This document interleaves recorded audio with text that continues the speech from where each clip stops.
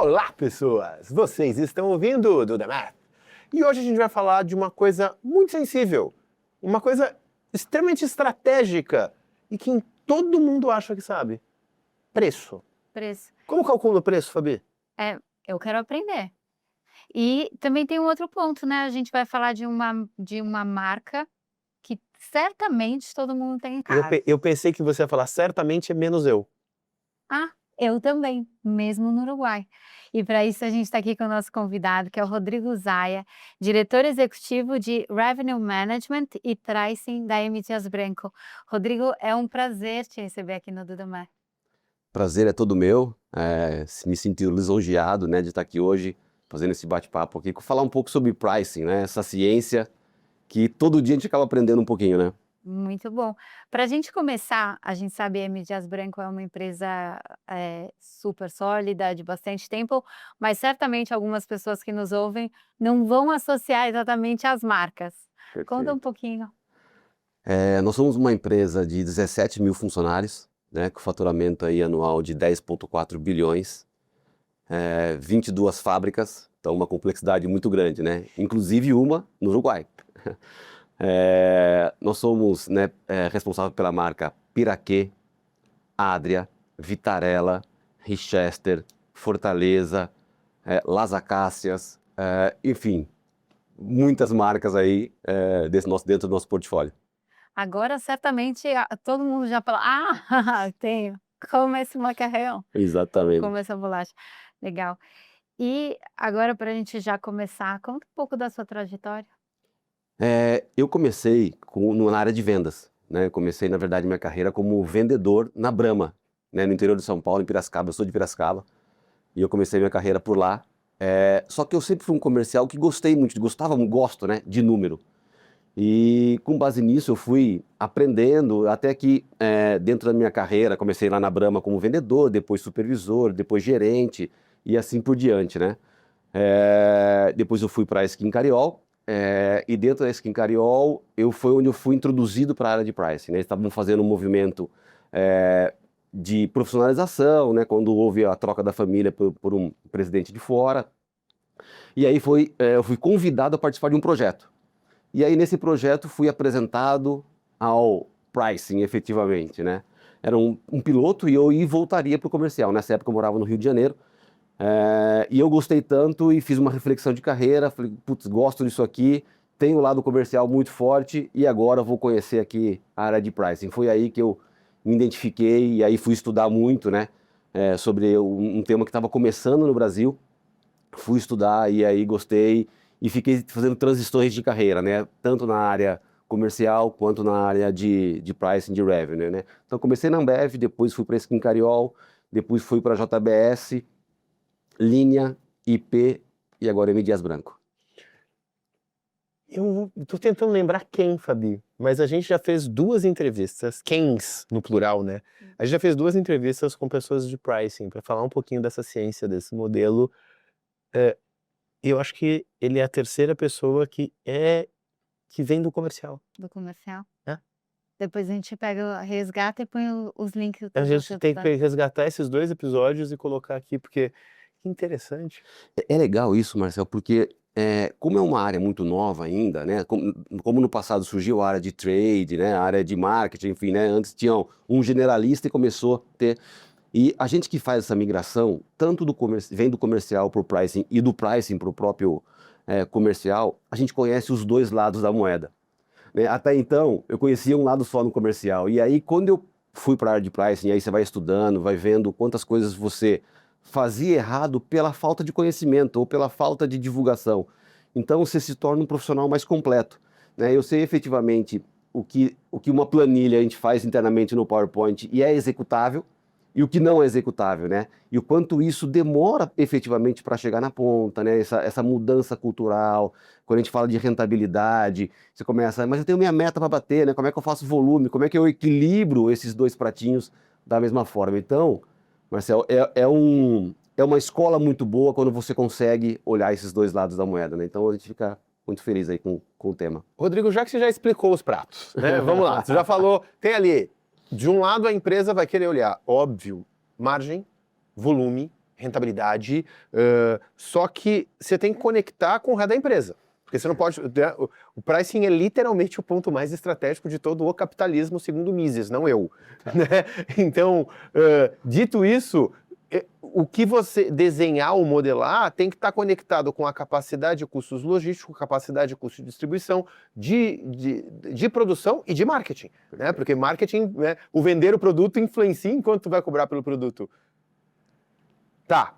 Quando é que essa estratégia, como é que se desenha essa estratégia? Ainda não estou falando do modelo, colocar as pessoas numa sala, explicar que vai se passar a ter uma governança para... Como é que começa essa organização? Perfeito. Nessa jornada toda, eu percebi, Marcel, que é o seguinte: a gente muitas vezes cometeu erros por falta de comunicação interna. Porque na correria do dia a dia, muitas vezes, né, fala-se da estratégia no planejamento estratégico uma vez no ano, depois vai ficar aquele PowerPoint ali guardado, e aí o ano inteiro não se fala mais, aí no ano que vem vamos rediscutir essa estratégia novamente e criar uma nova, e não tem essas revisões. O primeiro passo é pegar as áreas da empresa, né, depois que fez esse planejamento estratégico, é como é que a gente faz as conexões. Então, como é que a gente conecta o pricing com o marketing, com o time comercial, com logística, com operações, com o RH, né? Porque muitas vezes essa área não é envolvida no negócio e tem papel fundamental no negócio. Falo isso porque se a gente colocar todas as engrenagens juntas, né, olhando na mesma direção, com reuniões periódicas para discutir negócio, para, né, de cada área olhar o seu negócio sozinho e começa a ter uma visão mais 360. Esse é o pontapé inicial para mitigar erros. Vai ter erro? Vai. Porque marketing quer fazer os posicionamentos entre as marcas, posicionamento das categorias, e está com esse mindset. Né? O financeiro, a controladoria ali, está com o mindset de como é que eu ajusto as contas, né? Faço as retenções que tem que fazer, coloco, não deixo ninguém sair do orçamento, está aqui. A fábrica, eu quero produzir, né? Eu preciso produzir para diluir custo fixo, para acelerar o time comercial. O time comercial quer vender e bater meta. Então a área de price vem para conectar todas essas áreas, né? Não adianta eu fazer uma promoção que o marketing vai sair com uma campanha muito legal se eu não estou com a fábrica preparada, se eu não estou com o time de logística preparada, se o time comercial não sabe explicar os benefícios do nosso produto, os diferenciais que nós temos. Então fazer essa conexão entre as áreas, essa comunicação, que é tão simples de falar, né? E a disciplina de fazer, porque o primeiro mês acontece, o segundo mês já 2, 3 pessoas não podem porque tem outro cenário, no terceiro já é metade do fórum, no quarto acabou e aí as coisas se perdem, entendeu? Então essa comunicação interna ela é fundamental para que nunca pare essa engrenagem. E em cima dessa complexidade ainda tem uma questão de muitas marcas embaixo e regiões diferentes, onde de repente uma marca que ela pertence a uma categoria, sei lá, no Sudeste, ela pertence a outra no Nordeste. Exatamente. Como, assim, como você calibra isso? Fabi, assim, essa é a maior dificuldade. Por quê? Nós temos uma marca Isabela aqui no Sul, ela é muito relevante. É uma marca que o povo gaúcho gosta muito. E essa marca, por exemplo, ela não se vende em São Paulo, não se vende no restante do Brasil. Da mesma forma que Vitarella tem um posicionamento no Nordeste e outro completamente diferente aqui, né? Essa sinergia que é a grande graça do negócio. Por quê? Nós temos que, em cada momento... Bom, eu vou falar agora de Vitarella no Nordeste, eu tenho que vestir um chapéu. Bom, agora eu vou falar de Piraquê no Rio de Janeiro, é outro mindset. Vou falar da marca Fortaleza dentro do Ceará, é outro. Vou falar de Richester no Nordeste. Então, muitas vezes, em uma marca tem um posicionamento mais de valor e num outro local ela faz um outro papel, porque tem uma segunda marca ou uma terceira marca que faz esse papel de primeira marca. Então, traduzir isso numa política comercial, né, numa política de trade, internamente tem que estar muito claro para todas as pessoas que operam nacionalmente que, não, pera, estou falando agora de que região. Então, essa marca tem esse posicionamento. Essa outra região, aqui é outro posicionamento. Então, assim, é muita disciplina que tem que ter, entendeu? Porque é muito fácil a gente achar que uma estratégia ela serve para o Brasil todo. E não é assim, né? Ocasiões de consumo são diferentes, o produto tem valor percebido diferente. Então, achar essa equação é o nosso trabalho do dia a dia. Na hora que você começou a explicar, colocando a completude, não a completude, porque não foram todas, né? Mas então, pelo menos a variedade de marcas que a gente tem, que vocês têm para fazer essa distribuição e o quanto o ambiente regional muda a estratégia de uma marca em detrimento de N fatores. Fico pensando, e aí tu falou, começou, não, mais importante é o alinhamento e tudo mais. Tá, mas o que é mais difícil de conseguir? É um alinhamento por uma estratégia tão heterogênea ou é garantir, porque assim, certamente você vai ter incentivos conflitantes dentro desse jogo. É garantir que as pessoas entendam a estratégia ou garantir que os incentivos mostrem a estratégia correta? Qual que é o ponto mais difícil? O mais difícil é definir uma estratégia e ela estar clara dentro da organização. Tá. Que a gente, como brasileiro, o que a gente quer? Planejar pouco e executar mais. Né? E o japonês ensina o seguinte, ó, planeje muito, estude bastante e vá de uma vez. Depois que tudo acertou, você vai lá e executa isso muito bem. Né? Por natureza, a gente quer sair executando, quer sair fazendo. Então, esse alinhamento dessa estratégia ele tem que ser revisto com muita frequência. Obviamente, os conflitos eles acontecem, e é importante que aconteçam.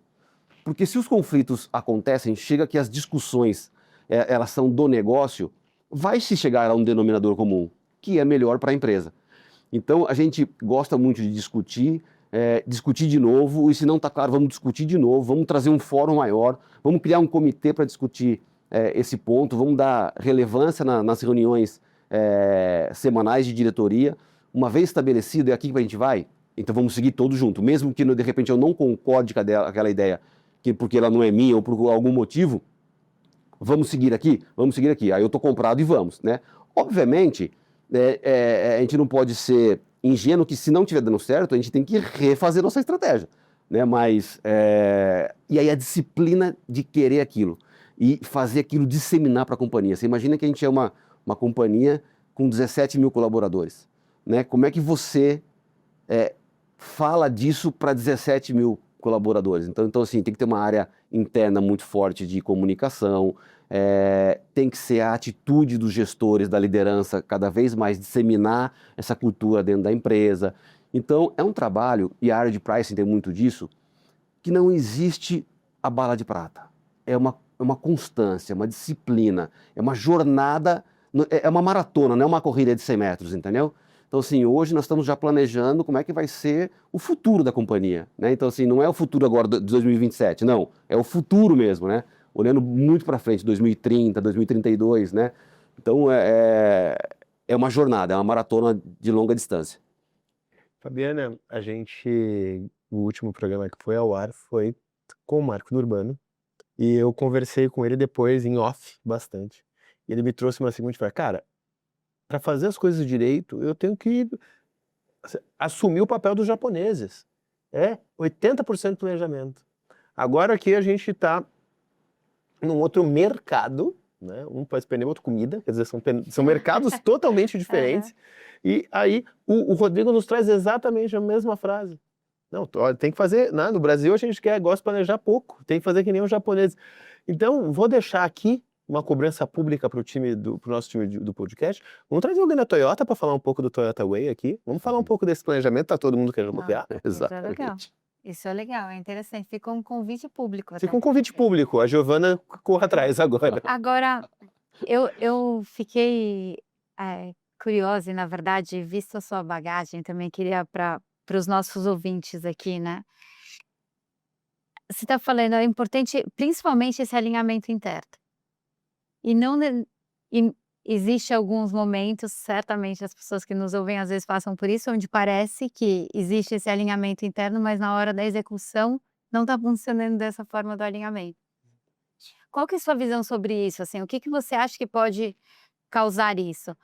Porque na hora de alinhar está alinhado, mas de repente os incentivos não estão alinhados, então as áreas acabam fazendo de forma, eu vou buscar o meu resultado aqui, que é o que vai me impactar. O que você acha que acontece? Esse é um ponto bastante interessante, Fabi, porque é o seguinte, nós temos a pesquisa de clima lá, e dentro da minha área, que eu procuro comunicar bastante, saiu qual é o principal gap? Comunicação. Caramba, né? Assim, eu achava que eu estava trabalhando bem. E quando você vai entender do time o que é isso, muitas vezes nós falamos, né? A outra pessoa não entendeu, a gente acha que entendeu, ele está indo para outro caminho. Agora, nesse universo que eu falei, de 17 mil colaboradores, né? Então, além disso, tem as metas individuais que muitas vezes elas não estão indo no mesmo caminho. E faz sentido não ir, né? Assim, o comercial ele não pode ser só cobrado por rentabilidade. Não, é os dois, volume, rentabilidade, mix, né? A minha área também pelos dois. Então, a gente entende que trabalhar esse tema sempre e no mínimo detalhe, perguntar realmente, o olho no olho, você entendeu? Que eu falei, vamos lá, vamos de novo aqui, né? E nesse conflito de ideias, nós temos que ter os KPIs, né, como uma linha, né, que vai balizar, a gente não pode sair dela, né? Então, assim, muitas vezes o lado comercial vai querer, muitas vezes, bater a meta do mês fazendo um investimento um pouco maior, né? Ou seja, opa, peraí, não é isso que a gente busca. Né? Nós temos dentro da nossa estratégia crescer com rentabilidade. Nesse formato que você está propondo, é só crescer. Isso vale para mim também. Eu quero só rentabilizar? Não, eu preciso crescer. Então, se eu focar também olhando puramente o lado financeiro, o que vai acontecer? Eu só vou ter a rentabilidade. E chega o momento do ponto de conversão, né? Eu tenho muita rentabilidade, mas eu não tenho volume. Também que vai adiantar. Então, como é que eu puxo o comercial para isso? O comercial, o marketing me puxa para trazer mais para essa realidade desse equilíbrio. Como é que a gente traz as oportunidades que nós temos dentro de casa de produção que a gente pode trazer para dentro e trazer uma maior diluição de custo? Como é que a gente olha o lado financeiro disso? Como é que a gente monta uma estratégia em conjunto? Obviamente, nesse meio tempo, vão ter os atritos, né? Mas é muito importante que eles aconteçam. Quando você está falando de uma estratégia de trazer o marketing junto e tudo mais, eu fiquei sentindo falta de um personagem, eu não sei, porque vocês são 22 fábricas, né? E aí para mim era Brasil inteiro, já descobri que é América Latina. Exatamente. Então assim, tem um quê de... Na verdade, eu ia falar um personagem, agora eu vou fazer a pergunta, eu tô vendo que são dois. Tem um quê logístico, que é como é que sai de determinado lugar e chega em determinado lugar, e ao sair de determinado lugar e chegar em determinado lugar no Brasil, cada vez que passa uma fronteira tem um quê? Tributário. Esta malha, estas decisões logístico-tributárias, elas não só compõem o pricing, porque obviamente compõem, mas esse time também está ajudando você a pensar em novas estratégias porque um produto Prime, mesmo num produto Prime, tu não quer perder rentabilidade. Sim, sem dúvida. Né? Então, eles também estão na mesa para você entender como é que tu vai fazer, como posiciona. Então, posiciona esse produto desse jeito aqui, porque a gente inverte a lógica. Também tem eles na mesa ou não? Muito. Muito. O time tributário nosso, ele é um time robusto, né? E a todo momento nós estamos estudando, né? Porque às vezes tirar do ponto A e ir para o ponto B não traz a rentabilidade que a gente imaginava, mas se eu passar pelo ponto C, vai melhorar. Então, como é que a gente olha tudo dentro das regras, né, dentro das leis, como é que a gente faz as coisas dentro da lei, sempre buscando a melhoria. Mas como é uma coisa muito complexa, né, e agora está tendo uma mudança tributária, que ela começou agora e ela vai até 2032, se eu não me engano, essa jornada também, o tributário nosso, muito preparado para essas discussões comerciais, inclusive da malha logística. Tá. Entendeu? Então, muito forte. Eu te perguntei porque os projetos de pricing que a gente fez, óbvio que a gente trabalha muito mais com empresas de serviço na MEF, então teve mais projetos de serviço que eles são mais simples, mas a gente tem pelo menos uns 4 cases que eu me lembro que já são produto. Exatamente. A parte logístico-tributária transforma o modelo em outra coisa, né? Tu tem um modelo um modelo de Markov simples, um rainforestzinho, de repente é outra coisa. Outra coisa. É outro nível de modelagem. Para quem não tá entendendo o que eu falei de IA de verdade, não a IA generativa, tá, gente? Aquela que é a avó da generativa agora. Mas porque são as camadas, principalmente no Brasil, porque se a gente não tem que mudar de modal, tem que mudar o caminho, faz mais longo para ficar mais barato, são coisas muito tem até uma de outras parte, lógicas, né? Que é o seguinte, isso nasce até dentro do P&D. Por quê? Dependendo de um produto lançamento novo, uma categoria nova, a classificação fiscal desse produto pode mudar a tributação final. Então, Por que muitas vezes você vai ver no mercado, aquela embalagem ela tem 1,1 kg? Por quê? Porque muitas vezes a ST é cobrada até 1 kg. 1,1 kg não é cobrada. E aquela embalagem tem isso, né? Como tem chocolate que virou wafer, enfim, tem uma... Sorvete virou bebida láctea. Exatamente. Né? Tem várias alternativas que as empresas buscam dentro da regra do jogo, que é para maximizar, porque hoje essa carga tributária ela é muito pesada, né? As margens estão cada vez mais achatadas. Então, esse número aí, ele é extremamente significativo. Para quem não é da área de pricing, e até como você comentou, é uma estrutura relativamente nova dentro das empresas, muitas vezes as pessoas vão pensar, tá, mas pricing quer sempre aumentar a margem, né? Quando no alinhamento, até você deu exemplos onde, de repente, você reduzir preço, o que parece que você está perdendo margem, no fim do dia você está tendo impactos extremamente positivos no negócio. Perfeito. Explica um pouco para a gente. Essa é uma pergunta bastante interessante, porque quem não conhece a área fala o seguinte: chegou o pessoal de price, já vai subir preço. E é muito longe disso, né? Por quê? Porque a área de pricing, qual é o principal objetivo dela? É maximizar a rentabilidade. E dentro desse maximizar a rentabilidade, a gente pode fazer isso aumentando o preço, né? Vendendo menos, ou diminuindo o preço e vendendo mais. A primeira coisa, e se aumentar preço e diminuir preço, conversa com a estratégia de marketing para aquele produto, para aquela marca? Pergunta 1. Pergunta 2, eu tenho capacidade produtiva? Pergunta 3, como os meus concorrentes se posicionam? Né? Quem é o concorrente que, quando promociona, mais me impacta? Qual o posicionamento dele? Qual é o índice de preço perante aquele mercado? Eu, de repente, fazer isso, vou jogar o mercado todo para baixo e todo mundo perde? Então, de repente, você pode estragar um mercado. Então, achar essa equação toda que é a grande virtude do pricing, né? Então, assim, agora você imagina que isso é o mercado que todo dia se movimenta, porque eu faço um movimento, meu concorrente faz outro movimento, tem um produto lançando, tem o mercado acontecendo, tem os canais de venda diferentes. Então, essa ciência, né, ela é uma ciência que é o que brilha os olhos de quem trabalha com pricing, né? Como é que a gente acha esse modelo, entendeu? Sabe o que eu tô achando legal, Fabi? A gente montou o Do The Math para mostrar que, gente, ciência de dados não é ciência de foguete. E a criação desses modelos é realmente aumentar a rentabilidade, aumentar a eficiência, aumentar a eficácia das empresas. E a gente está falando de um modelo, ele trouxe uma visão do pricing agora, quanto a um modelo que olha a resposta do mercado muito boa. E aí quem está achando isso máximo, mas chegou no Do The Math hoje, I shame on you, eu vou fazer um convite, voltar alguns programas, não agora tu vai até o final, mas voltar depois a alguns programas e ouvir o programa com o Fernando da Eurofarma, porque eu vou usar agora para fazer a pergunta.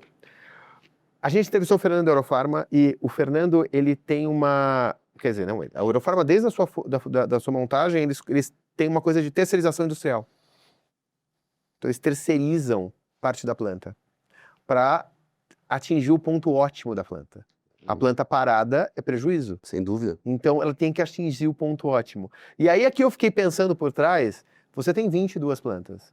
O teu modelo de pricing, se você sobe muito o pricing, você obviamente vai vender menos. E aí então o teu futuro vai ser planta parada, o que vai te dar custo, sem gerar o ativo positivo futuro.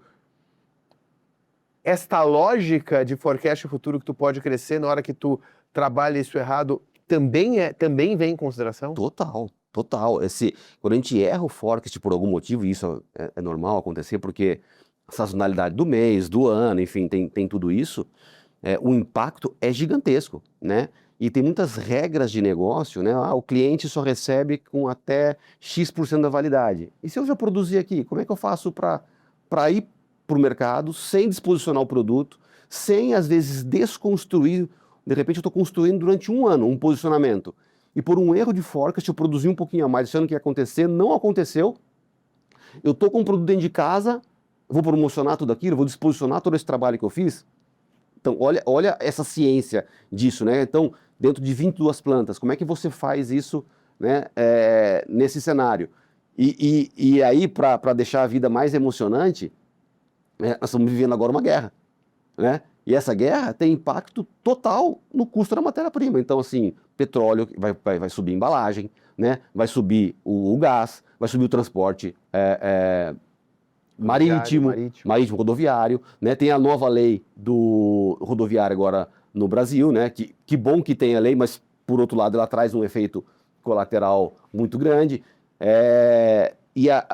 Quando o impacto é para toda a indústria, não é só para mim, beleza, a gente está brigando no mesmo nível. O problema é quando eu tenho um descompasso desse, um erro desse, que ele é só na minha planta. Se o meu concorrente está planejando melhor que eu, ele vai ter um diferencial competitivo, né, para essa margem. Até pegando um gancho um pouquinho no tema anterior dessa rentabilidade, a gente chega ao ponto de, quando vai lançar o produto, qual o tamanho da embalagem que cabe na caixa, que dá a paletização correta para maximizar o peso dentro do caminhão do transporte.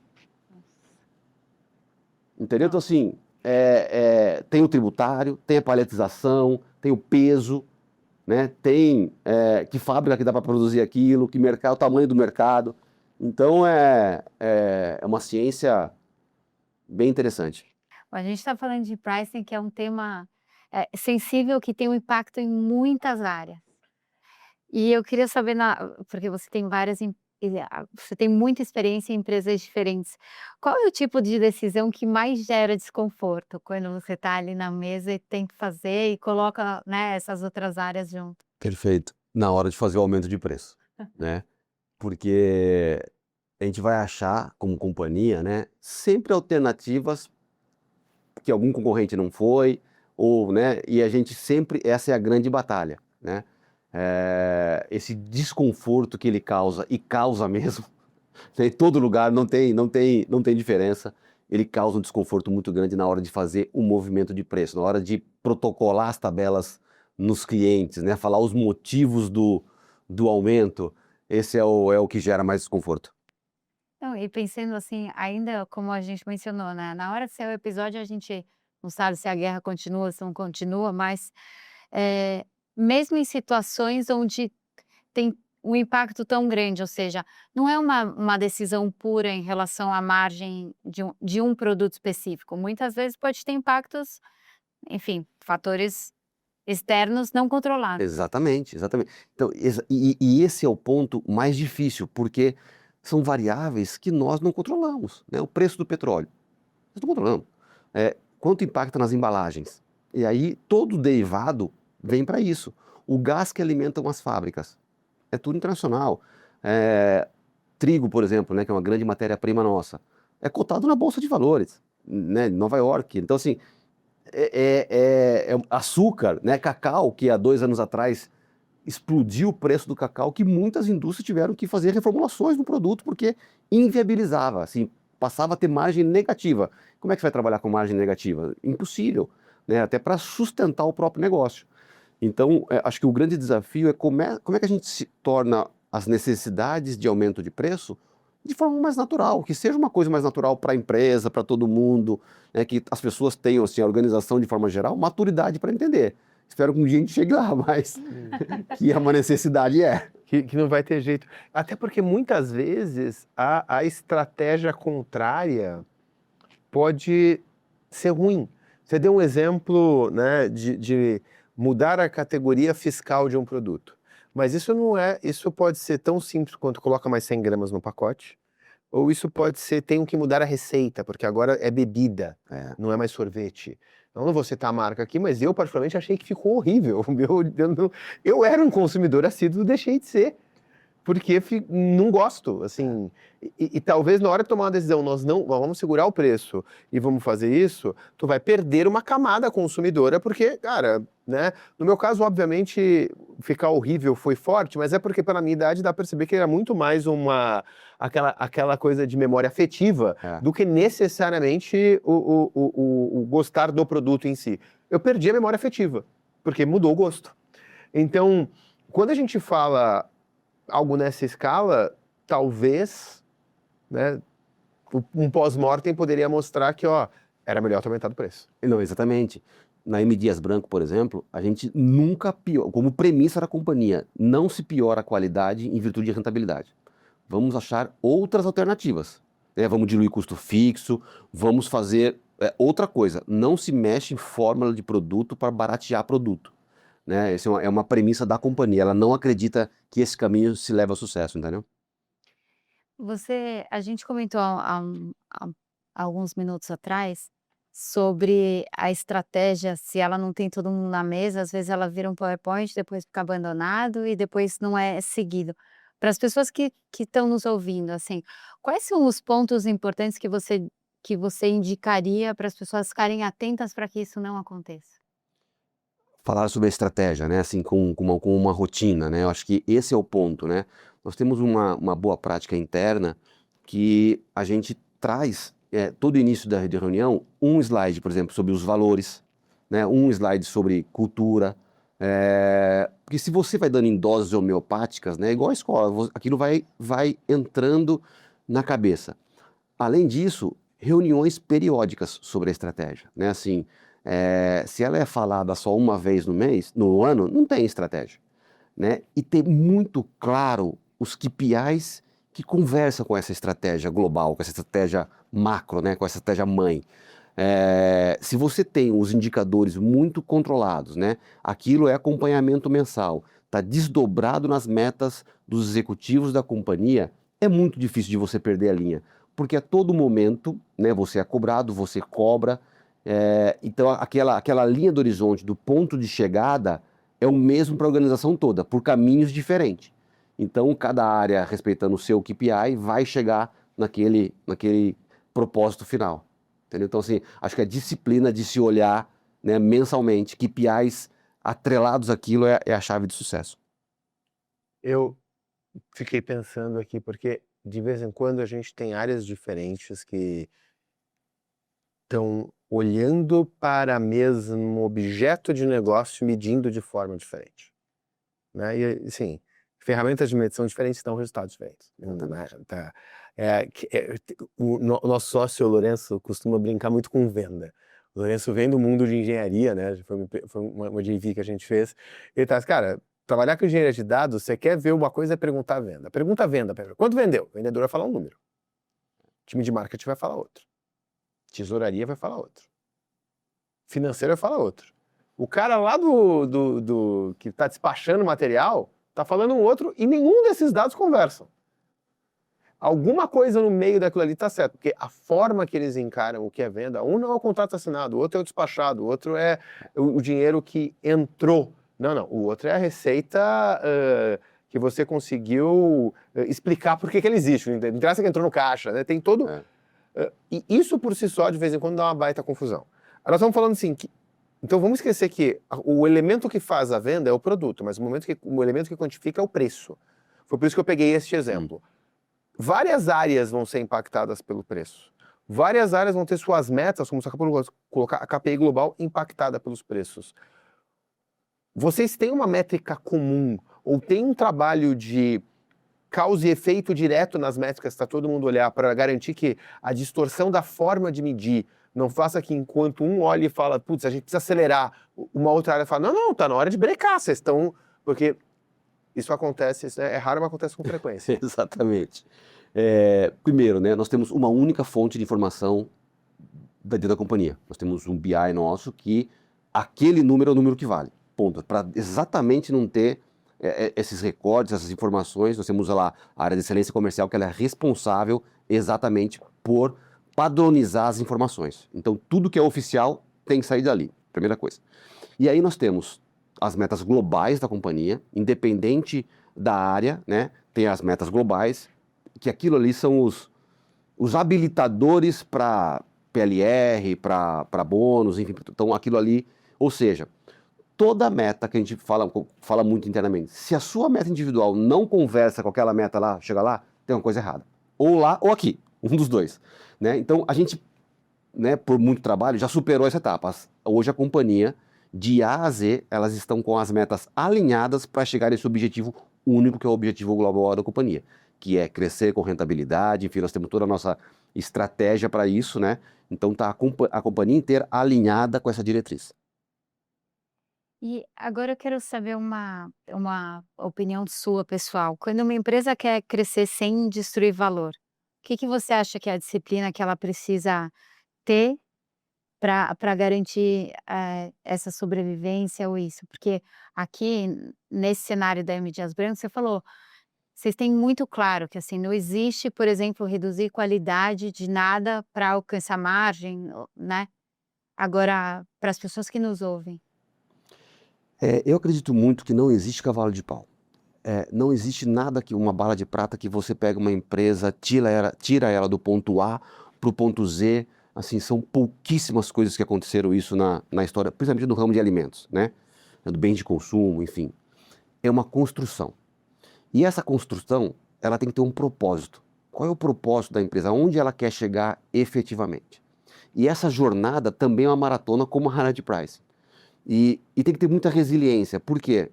Porque vai chegar um momento que a gente vai questionar a estratégia, né? Será que a gente está no caminho certo? Vai dar aquele friozinho na barriga, vai querer em algum momento baixar o preço para fazer um volume para atender às necessidades daquele mês. Eu acho que aí é onde começa a dar errado as coisas. Porque se você perde a sua identidade fazendo esse tipo de coisa, você joga fora uma construção, muitas vezes, de anos, né? Você pega um posicionamento que o marketing foi lá, vem trabalhando há muito tempo, vem colocando esforço e aí, de repente, a gente vai lá, eu reduzo o preço para vender muito e a gente, naquele momento, bate palma porque vendeu muito, fica feliz. Só que aquilo começou a destruir o valor da marca, o valor da categoria. Às vezes enterra uma categoria, né? Por quê? Porque as indústrias entraram numa guerra de preço que foi ruim para todo mundo, inclusive o varejista. Porque ele perde dinheiro também nessa briga, né? Quando há um descompasso da política comercial, um vende mais barato, aí o outro quer cobrir aquele preço, vende mais barato, o outro vende mais barato, e no fim acaba todo mundo perdendo, né? Até o consumidor fica perdido, porque ele se sente enganado. Ele vai ali hoje e compra por um preço, aí ele vê o encarte do outro mais barato. Fala, caramba, peraí, então ele fica na defensiva, o que eu vou fazer? Pô, essa marca não é séria. Então, o ter a disciplina, saber exatamente aonde quer chegar, e essas visões, né, principalmente dos executivos da companhia, fazendo esse pequeno ajuste de rota, ele é necessário. Mas não pode a cada ano rasgar a estratégia do ano anterior, vamos começar uma nova, rasga, vamos começar uma nova. Você fica andando em círculo, né? É para última. Né? A gente nem viu o tempo passar. Eu tenho mais duas, mas não dá, né? Vamos... Eu vou fazer... Eu vou roubar no jogo, eu vou fazer a última pergunta com dois elementos, que daí acho que funciona. A gente costuma fazer a última pergunta para todo mundo aqui, que é qual a KPI que te indica que você está indo para o lado certo. E eu gostei disso quando a gente está vendo do teu ponto de vista no pricing, eu percebi que vão ser uma KPI mais complexa até, então eu queria entender. Mas eu quero te fazer uma pergunta diferente, não só essa. Como é que você define essa KPI? Porque tem muita gente envolvida no jogo. E na hora que tu mostra que eu tô indo para cá, por isso que essa é a minha meta, esse é o meu indicador, tu tá impactando uma rede inteira dentro da companhia. Então, assim eu roubei no nosso jogo interno, eu tô te fazendo as duas perguntas que eu queria fazer. Realmente é uma pergunta bem complexa. Dentro da estratégia nossa, o crescer com rentabilidade, ele é uma coisa que está assim, impregnado dentro da minha área. Eu preciso colocar a locomotiva de vendas para acelerar, dando as armas necessárias para que isso aconteça.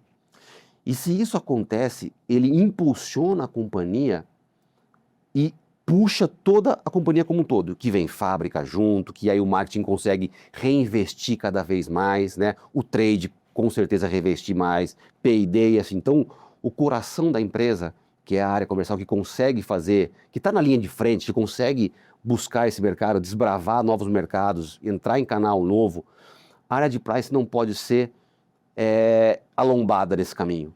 A área de pricing tem que ser o que impulsiona com responsabilidade.